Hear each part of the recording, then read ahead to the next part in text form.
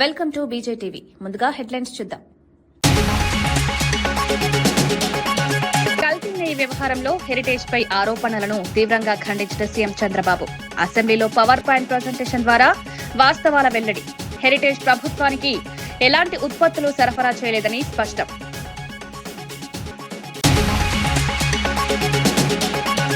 కేటీఆర్ వ్యాఖ్యలకు చామల కిరణ్ ఘాటు కౌంటర్. చట్టాలపై పాఠాలు అవసరం లేదన్న ఎంపీ, ఫోన్ ట్యాపింగ్ వివాదం గుర్తు చేసిన చామల ప్రజలను తప్పుదారి పట్టించొద్దని హెచ్చరిక.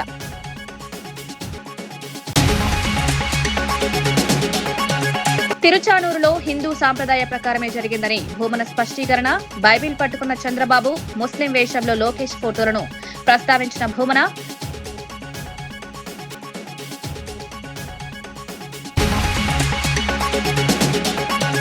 ఇందిరమ్మ ఇళ్లలో అవినీతికి తావలేదన్న ఉత్తమ్, అర్హులకే ఇల్లు కేటాయిస్తామన్న హామీ. పారదర్శకంగా ఎంపిక ప్రక్రియ కొనసాగింపు. అక్రమాలపై కఠిన చర్యలు తీసుకుంటామని హెచ్చరిక.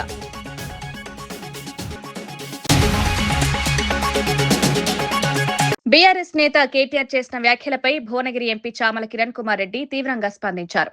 సీఎం రేవంత్ రెడ్డి, డీజీపీకి చట్టాలపై కేటీఆర్ పాఠాలు చెప్పాల్సిన అవసరం లేదని మండిపడ్డారు. బీఆర్ఎస్ పాలనలో జరిగిన ఫోన్ ట్యాపింగ్ వివాదాన్ని ప్రస్తావిస్తూ సొంత అల్లుడి ఫోన్ కూడా ట్యాప్ చేశారని కవిత చెప్పిన విషయాన్ని గుర్తు చేశారు. చట్టాల గురించి మాట్లాడే ముందు తమ పాలనలో జరిగిన ఘటనలను గుర్తు చేసుకోవాలని సూచించారు. ప్రజలను తప్పుదారి పట్టించే ప్రయత్నాలు మానుకోవాలని హెచ్చరించారు.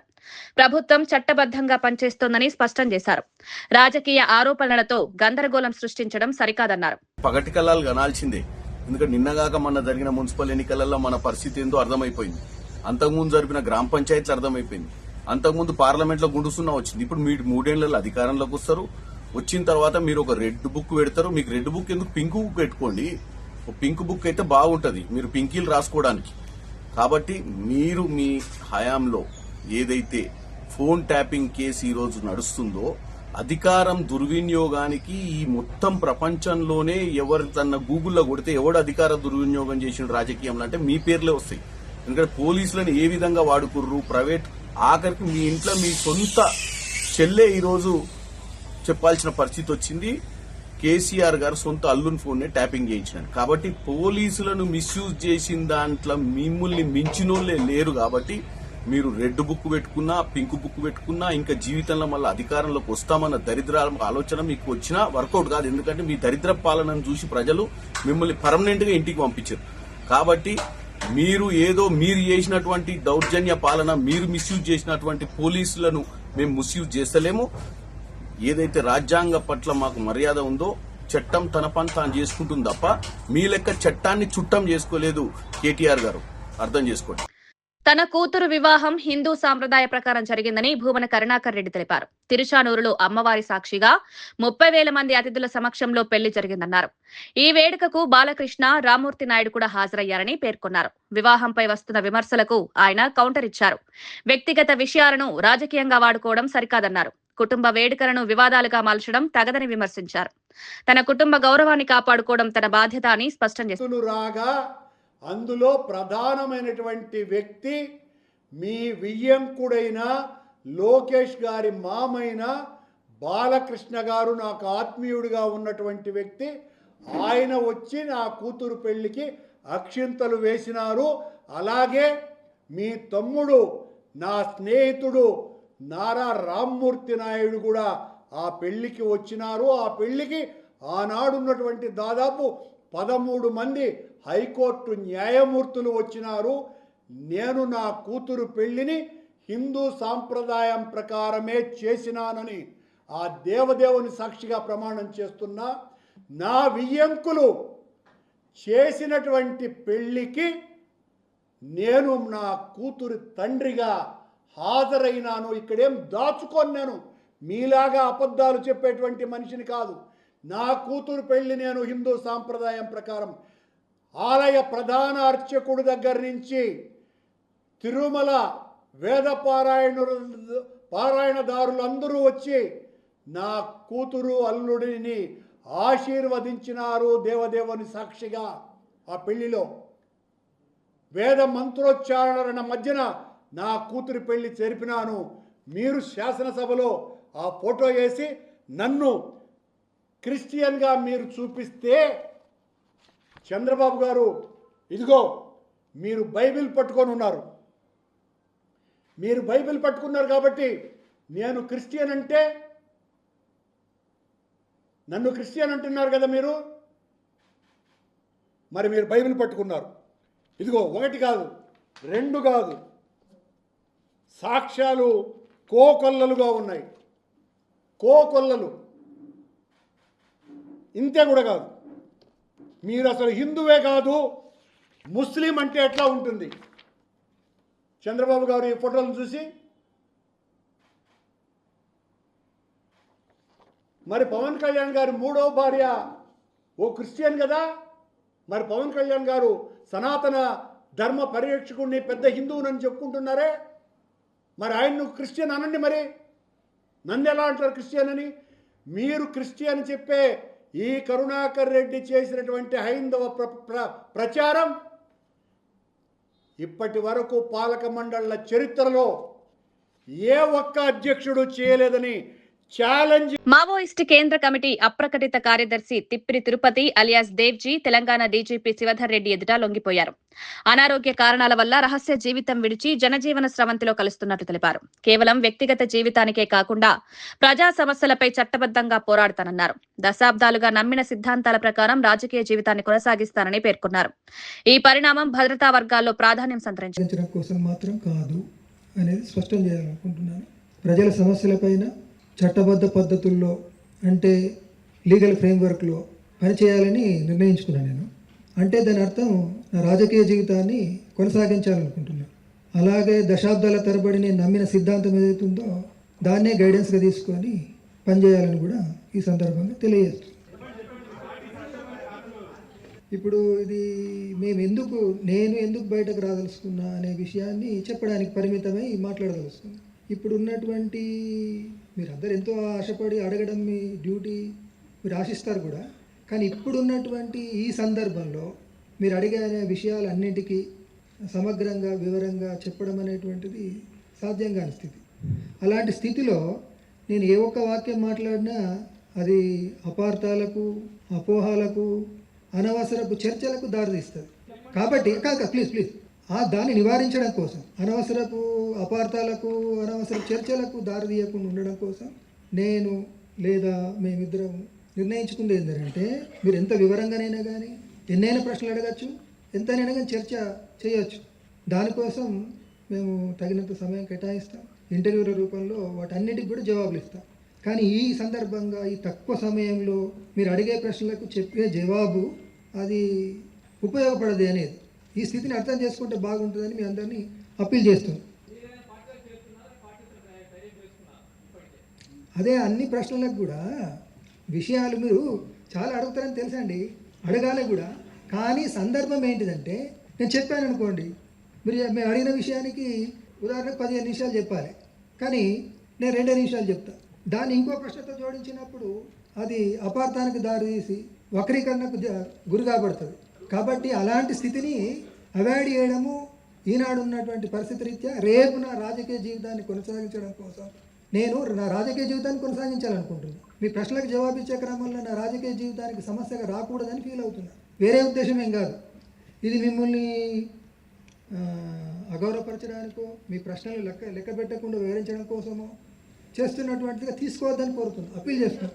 రాష్ట్ర వ్యాప్తంగా ఉన్న 1332 మంది జైలు సిబ్బందికి జీతం ప్యాకేజ్ మేళ ద్వారా ప్రత్యేక బ్యాంకింగ్ సదుపాయాలు విస్తరించినట్లు జైళ్ల శాఖ డీజీ సౌమ్య మిశ్రా తెలిపారు. సిబ్బందికి సులభ రుణాలు, బీమా, ఇతర ఆర్థిక సేవలు అందుబాటులోకి తెచ్చినట్లు వెల్లడించారు. బ్యాంకింగ్ సేవలను సిబ్బందికి దగ్గర చేయడమే లక్ష్యమన్నారు. జైలు సిబ్బంది సంక్షేమానికి ప్రభుత్వం కట్టుబడి ఉందని పేర్కొన్నారు.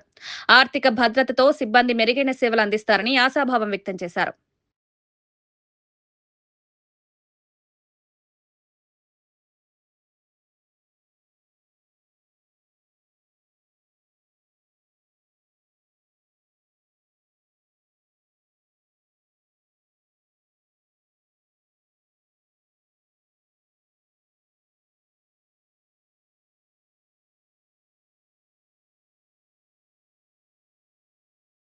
అకౌంట్స్ ఉన్నా సరే అవేర్నెస్ లేకుండే, సో మాక్సిమం ఎంప్లాయీస్ వాళ్ళు సాలరీ అకౌంట్ కి ఈ సాలరీ ప్యాకేజ్ కు కన్వర్ట్ చేయలేదు. సో ఇది అవేర్నెస్ వచ్చిన తర్వాత ఎవ్రీ బ్యాంక్ ఒక లైజన్ ఆఫీసర్ పెట్టి బ్యాంక్ వాళ్ళకు కూడా పిలిపించి వాళ్ళు కూడా కోఆపరేట్ చేశారు.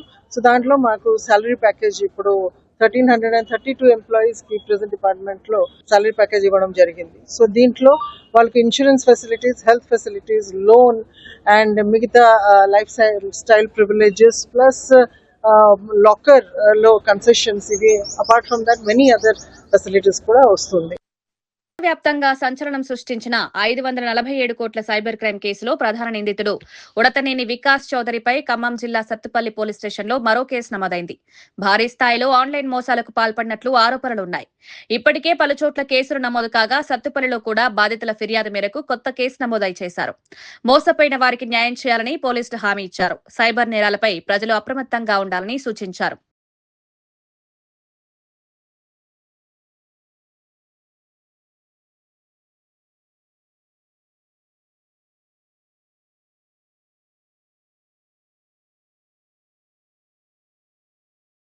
వికాస్ చౌదరి తర్వాత రామ వెంకట్ చరణ్ ఇంకా Anirudh 11 other accused person who are actively involved in this cyber case ని అరెస్ట్ చేశాము. ఇన్వెస్టిగేషన్ లో క్లియర్ గా ఈ అక్యూజ్డ్ పర్సన్స్ బిజినెస్ పేరుతో వేరే పర్సన్స్ ని బ్యాంక్ అకౌంట్ ఓపెన్ చేయించి check books, debit cards, internet banking credentials complete గా ఆ అకౌంట్స్ ని మ్యూల్ అకౌంట్స్ లాగా యూజ్ చేసి సైబర్ ఫ్రాడ్ కండక్ట్ చేశారు. పబ్లిక్ కి ఒక సిన్సియర్ రిక్వెస్ట్, ఈజీ మనీ కోసం, కమిషన్ కోసం ఎవరైనా మీ దగ్గర బ్యాంక్ అకౌంట్ ఓపెన్ చేయమైనా లేదా బ్యాంక్ అకౌంట్ డీటెయిల్ అడిగినా ప్లీజ్ షేర్ చేయకండి. మీ అకౌంట్స్ సైబర్ ఫ్రాడ్ లో యూజ్ చేస్తే మీరు కూడా అక్యూజ్డ్ గా కన్సిడర్ అవుతారు.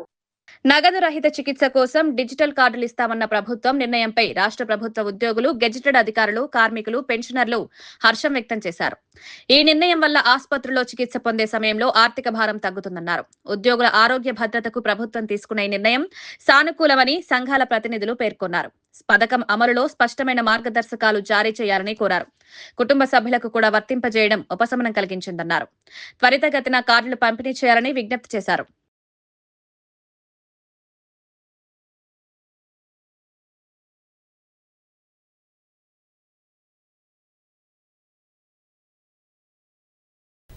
ఆ యొక్క సమస్యలని 2 సంవత్సరాల నుంచి ఇబ్బంది పడుతున్నప్పుడు కూడా ఒక్కొక్కటిగా చేసుకుంటూ వస్తున్నందుకు శుభాకాంక్షలు తెలియజేయడానికి ఈరోజు ప్రత్యేకంగా సమావేశం ఏర్పాటు చేశాం. హెల్త్ కార్డ్స్ పైన గతంలో వచ్చిన 186 డిఓలో ఉద్యోగులకి ట్రస్ట్ ఒకటి ఏర్పాటు చేసుకుని ఆ ట్రస్ట్ లో ఉద్యోగ సంఘాలు 6 సంఘాలు, మా యొక్క సీనియర్లైన పెన్షనర్ సంఘాలు 2 సంఘాలు, ఆఫీసర్స్ 8 మంది, ఈ 16 మందికి చైర్మన్ గా సిఎస్ గారు వ్యవహరిస్తారని ట్రస్ట్ ఏర్పాటు చేయడం జరిగింది. మొన్న మేము కలిసినప్పుడు బడ్జెట్ సమావేశాల్లో లాంచ్ చేస్తామని చెప్పారు. దానికంటే ముందే నిన్న కేబినెట్ లో క్లియర్ గా చెప్పడం జరిగింది. 2-3 రోజుల నుంచి ఇంప్లిమెంట్ అవుతుందని మేము అనుకుంటున్నాం. మార్చి 1 నుంచి ఇంప్లిమెంట్ అవుతుందని. మరి ముఖ్యంగా హెల్త్ కార్డు విషయం ఆ రోజు 2008లో ఆగిపోయిన హెల్త్ కార్డుని మరి గౌరవ రేవంత్ రెడ్డి గారి ప్రభుత్వం సాహసం చేసి నిర్ణయం తీసుకొని మరి పెన్షనర్స్ అల్లాడిపోతున్నారు. ప్రతి నెలకోసారి ధర్నాలు పెట్టి వారి ఆవేదనను వ్యక్తం చేయడం జరిగింది. పైలట్ ప్రాజెక్ట్ కిందనే తీసుకుంటున్నాం. ఇది సక్సెస్ అయిన తర్వాత ప్రతి ఒక్కరికి కూడా అవకాశం ఇస్తామని చెప్పారు. ఎవరికి ఎట్లాంటి ఆందోళన అవసరం లేదు. మరి బేసిక్ పీలో కూడా పాయింట్ అది 1.5%. ఇది ఒక్కటి చేసి మళ్ళీ దీన్ని గాలి కొదిలేయకుండా ఖచ్చితంగా మమ్మల్ని మీరు చూడండి, మిమ్మల్ని మేము చూస్తాం, ఖచ్చితంగా మేము ఎంబడి ఉంటాం. మేము ఎవరి మాట వినం. మాకు మా సమస్య పరిష్కారం కావాలి. మేము పెద్దవాళ్ళుగా ధన్యవాదాలు, నమస్కారాలు పెట్టడం కాకుండా ఆశీర్వాదాలు ప్రభుత్వానికి ఇస్తున్నాం. ప్రతి కార్యక్రమంలో మేము కూడా ముందుంటాము. ఏదైతే ట్రస్ట్ ఏర్పాటు చేస్తున్నారో ఆ ట్రస్టుల మహిళా పెన్షనర్స్గా ఒక మహిళకు కూడా అవకాశం ఇవ్వాలని కోరుకుంటున్నాము. ఇందిరమ్మ ఇళ్ల పంపిణీలో ఎలాంటి అవినీతి జరిగే అవకాశం లేదని నీటిపారుదల శాఖ మంత్రి ఉత్తమ్ కుమార్ రెడ్డి స్పష్టం చేశారు. అర్హులైన లబ్ధిదారులకే ఇల్లు కేటాయిస్తామన్నారు. రాజకీయ ఆరోపణలు నిరాధారమని కొట్టిపారేశారు.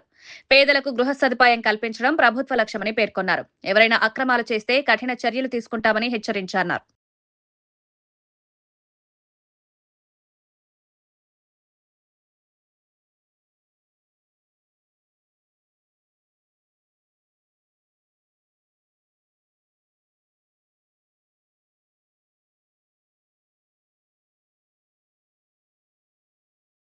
మొదటి వారంలో గౌరవ ముఖ్యమంత్రి గారిని ఈ యొక్క హౌసింగ్ కాలనీ ఇనాగ్రేషన్ చేయడానికి ఆహ్వానించబోతున్నాము. ఆహ్వానించే ముందు ఒకసారి మేము చూసి ఆహ్వానించాలనే ఉద్దేశంతో ఈరోజు రావడం జరిగింది. అన్ని పనులని సమీక్ష చేయడం జరిగింది. అన్ని పనులతో సహా ఈ 2160 బెనిఫిషియరీ కుటుంబాలను 1000 కుటుంబాలని ఇప్పుడు ఇమీడియట్లీ ఈ వారం రోజుల్లో సెలెక్ట్ చేయబోతున్నాము. అవినీతి రహితంగా ఈ బెనిఫిషియరీస్ సెలెక్షన్ చేయబోతున్నాము. ప్రజాప్రతినిధులు తప్పనిసరిగా మీ ఇన్పుట్స్, మీ రికమెండేషన్స్ ఇవ్వాలి. విజయవాడ ఇంద్రకీలాద్రి దుర్గా మల్లేశ్వర స్వామి దేవస్థానంలో మార్చి 6 నుంచి 3 రోజుల పాటు కుంభాభిషేక మహోత్సవం నిర్వహించనున్నారు. ఏర్పాట్లపై ఎంపీ కేశినేని శివనాథ్ ఆధ్వర్యంలో జిల్లా కలెక్టర్, పోలీస్ కమిషనర్, దేవస్థానం అధికారులు సమీక్ష సమావేశం నిర్వహించారు. భక్తులకు ఎలాంటి ఇబ్బందులు లేకుండా చర్యలు చేపట్టాలన్నారు. భక్తుల కోసం ప్రత్యేక క్యూ లైన్లు ఏర్పాటు చేశామన్నారు. మహోత్సవం విజయవంతం చేయాలని అధికారులు సంకల్పించారు. ప్రతి 12 సంవత్సరాలకి వస్తుంది కాబట్టి ఎంతో మంది భక్తులు, లక్షలాది మంది భక్తులు దర్శించుకోవడానికి వస్తారు.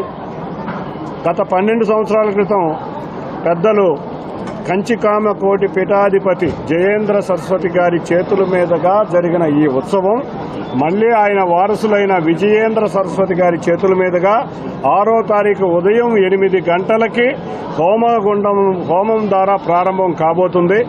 లాస్ట్ టైం జరిగిన మన దసరా టైంలో చూసుకుంటే మనకు ఒక్క రోజుకి 2 లక్షల మందిని హ్యాండిల్ చేయగలిగాము.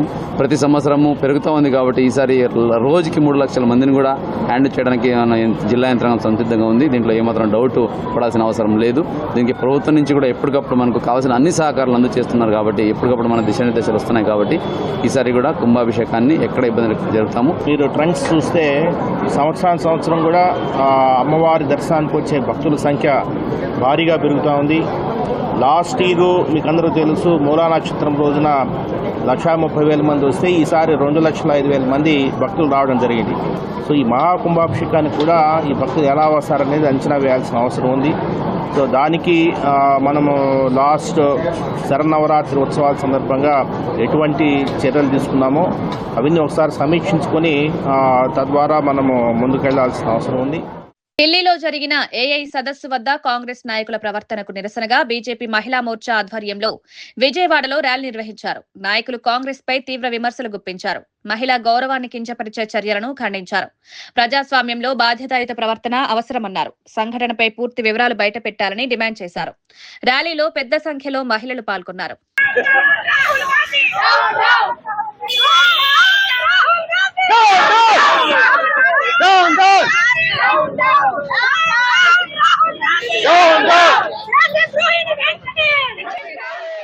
భారతదేశంలో ప్రతిష్టాత్మకంగా జరగబోయే ఏఐ సమ్మిట్ ని మరి కాంగ్రెస్ చాలా దురుద్దేశంతో మరి వీళ్ళు 65 సంవత్సరాలు పరిపాలించిన ఇండియాని వీళ్ళు మరి ఎలా పరిపాలించారు అన్నది ప్రజలందరికీ చాలా అనుమానాస్పదంగా ఉంది. మరి ఏఐ సమ్మిట్ అనేది భారతదేశ అభివృద్ధి కోసం, లేటెస్ట్ టెక్నాలజీ కోసం భారతదేశానికి ఎంతో మంది ఎన్నో దేశాల నుంచి వచ్చి మరి మోడీ గారి చేస్తున్న సమయంలో వచ్చి ఇలాగా అర్ధనగ్ధంగా అధికార దొంగతనంగా వాళ్ళకి అర్హత లేని వాళ్ళు, రావటానికి అనుమతి లేని వాళ్ళు ఈ ఏఐ సమ్మిట్ ని అడ్డుకుంటూ అర్ధనగ్ధంగా ఉన్నారు.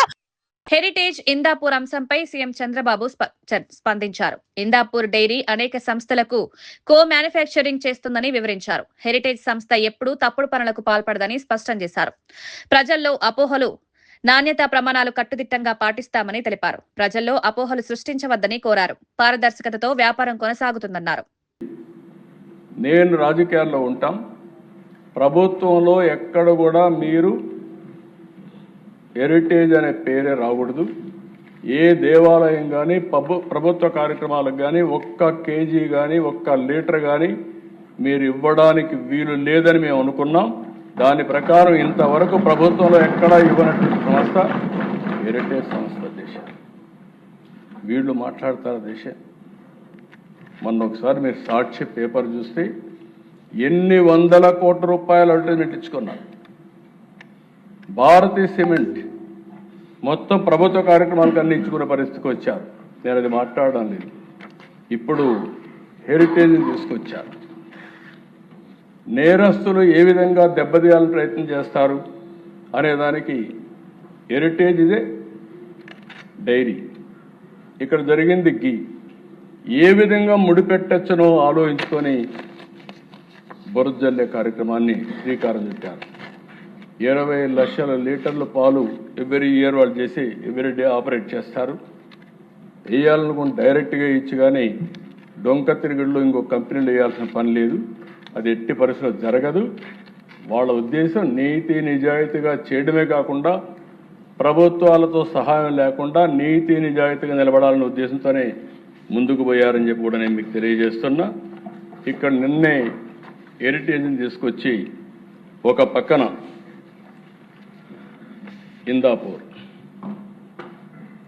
ఇందాపూర్ డైరీలో హెరిటేజ్ గీని ఇండైరెక్ట్గా వాళ్ళు ఇక్కడ ఇస్తున్నారు. ఇందాపూర్ డైరీకి హెరిటేజ్కి గీలో సంబంధం లేదు. ఈ కంపెనీ అధ్యక్ష పూణే దగ్గర ఉంటారు. వాళ్ళు అవుట్ సోర్సింగ్ కో ప్యాకింగ్ కో మ్యానుఫ్యాక్చరింగ్ చేస్తారు. కో మ్యానుఫ్యాక్చరింగ్ ఒకరికే కాదు, మదర్ డైరీకి చేస్తున్నారు, బ్రిటానియాకి చేస్తున్నారు, హిందుస్థాన్ యూనిలివర్కి చేస్తున్నారు, ఆయుర్వేద గీ తయారు చేస్తున్నారు, పతాంజలికి ఇస్తున్నారు, లాక్టలిస్ చేస్తున్నారు, DMart, Reliance, Tata Star, Domino's, Dodla, Hatsun, GBR, GRB, తర్వాత ఫైనల్గా వచ్చే కొందికి అమూల్ హెరిటేజ్కి ఇస్తున్నారు. అది హెరిటేజ్ కూడా చీజ్, యూహెచ్టీ, ఎస్ఎంపి చేయించుకుంటున్నారు వాళ్ళ దగ్గర. అది కూడా కో మ్యానుఫ్యాక్చరింగ్. అలాంటిది అన్ని దిక్కల్లో వీళ్ళు చేసుకుంటారు అధ్యక్ష. దానికి తీసుకొచ్చి 4 రోజులు కడాన 5 మంది, 5 మంది అయ్యారు. రాజమండ్రిలో కల్తీ పాలు దాగా 5 మంది చనిపోతే అది కూడా చర్చించకుండా హౌస్ను స్టాల్ చేస్తే బాధ్యత కలిగిన ప్రభుత్వంగా ఈ హౌస్లో కౌన్సిల్లో ఆ స్టేట్మెంట్ ఇచ్చింది ఎన్డీఏ ప్రభుత్వం. రెండో అధ్యక్ష, ఇంకొక పక్కన మీరు చూస్తే బోలే బాబా మిల్క్ ఫుడ్ ఇండస్ట్రీ, ఒకటి ఆర్గానిక్, ఒకటి మిల్క్ ఫుడ్ ఇండస్ట్రీ. వీళ్ళు కావాలని చెప్పి 2 కన్ఫ్యూజ్ చేసి బోలే బాబా మిల్క్ ఫుడ్లో వీళ్ళు పౌడర్ తీసుకుంటే దాన్ని కావాలని చెప్పి మాట్లాడితే వాళ్ళు we have never supplied ghee to TTD or any other temple in India అని కండెమ్ చేసి హెరిటేజ్తో ఉండే రిలేషన్ కూడా చాలా స్పష్టంగా చెప్తే అప్పటికి కూడా ఆపకపోతే దశ ఓసారి కంపెనీలు ఎట్లుంటాయంటే ఢిల్లీ హైకోర్టుకు పోతే ఢిల్లీ హైకోర్టు మొత్తం రికార్డ్స్ చూసి ఇమ్మీడియట్గా డైరెక్షన్ ఇచ్చారు. సాక్షికి, న్యూస్ పేపర్ సాక్షికి, టీవీకి అందరికి ఇచ్చి ఎట్టి పరిస్థితుల్లో మీరు ఇవన్నీ పబ్లిసైజ్ చేయడానికి వీలు లేదని చాలా స్పష్టంగా ఆదేశాలు ఇస్తే ఇప్పుడు తిరిగి దొడ్డిదారిన కౌన్సిల్కి వచ్చి చెప్తున్నారు. నేను ఒకటే చెప్తున్నా, హెరిటేజ్ ఎప్పుడు కూడా అలాంటి తప్పుడు పనులు చెయ్యం, చాలా స్పష్టంగా చెప్తున్నా. అందులో కూడా దేవుని సమస్య దగ్గర చీటింగ్ చేసే పరిస్థితితో, తప్పులు చేసే పరిస్థితి ఉండదని చెప్పి కూడా నేను మీకు తెలియజేస్తున్నా. మీరు చేసిన తప్పుని తప్పించుకోవడానికి నాటకాలు ఆపండి, పవిత్రతను కాపాడండి, దేవాలయాల జోలికి రావద్దండి, హిందూ మనోభావాల్ని దెబ్బతీయద్దండి. మీరు డిఫరెంట్ ఆలోచనలు ఉండొచ్చు కానీ ఆ ఆలోచనలన్నీ ఇక్కడ జరగవు. ఆ విషయం మీరు గుర్తుపెట్టుకోవాల్సిందిగా మరొకసారి కోరుతున్నా. వాస్తవంగా దశ నేను మొదటి రోజున మీరు చూసుంటారు, ఆ రోజు రిపోర్ట్ వచ్చినప్పుడు యాక్షన్ తీసుకోవాలనుకున్నాం. కార్మిక సంఘాల గుర్తింపు, విలీనం అంశాలు ప్రభుత్వ పరిశీలనలో ఉన్నాయని మంత్రి పొన్నం ప్రభాకర్ తెలిపారు. ఏ సమస్య అయినా చర్చల ద్వారా పరిష్కరించుకుందామని పిలుపునిచ్చారు. ప్రేరేపిత ఆందోళనలతో సంస్థను ఇబ్బంది పెట్టొద్దని సూచించారు.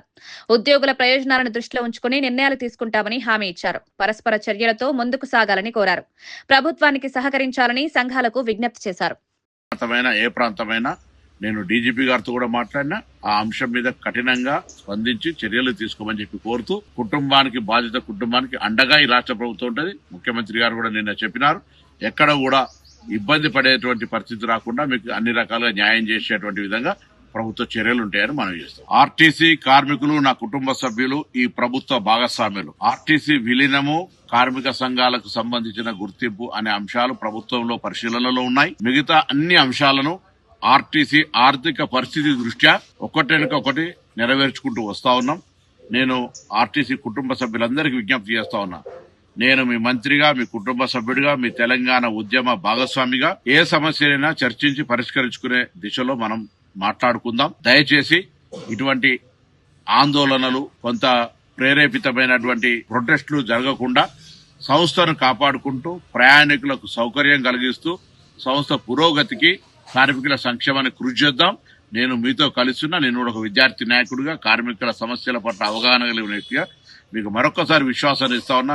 నా డోర్స్ ఎల్లవేళలా మీ కుటుంబ పెద్దగా నేను నా యొక్క బాధ్యత నిర్వహిస్తాననే మాట మా ప్రభుత్వం గౌరవ ముఖ్యమంత్రి గారు కూడా స్పష్టంగా మీకు ఈ మాట చెప్పమన్నారు. నేను ఈ సందర్భంగా తప్పకుండా తెలంగాణ ప్రజాపాలన ప్రభుత్వం.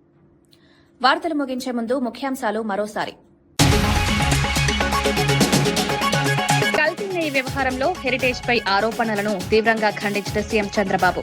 అసెంబ్లీలో పవర్ పాయింట్ ప్రజెంటేషన్ ద్వారా వాస్తవాల వెల్లడి. హెరిటేజ్ ప్రభుత్వానికి ఎలాంటి ఉత్పత్తులు సరఫరా చేయలేదని స్పష్టం.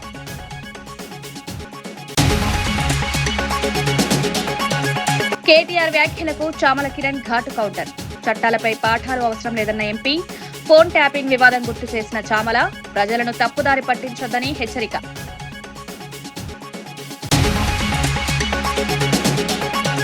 తిరుచానూరులో హిందూ సాంప్రదాయ ప్రకారమే జరిగిందని భూమన స్పష్టీకరణ. బైబిల్ పట్టుకున్న చంద్రబాబు, ముస్లిం వేషంలో లోకేష్ ఫోటోలను ప్రస్తావించిన భూమన.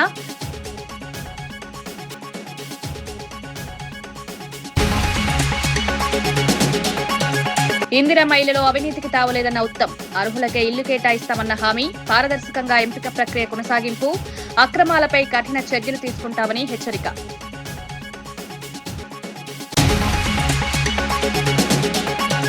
ఇవి ఈనాటి వార్తా విశేషాలు. మరో బులెటిన్లో మళ్ళీ కలుద్దాం. నమస్కారం.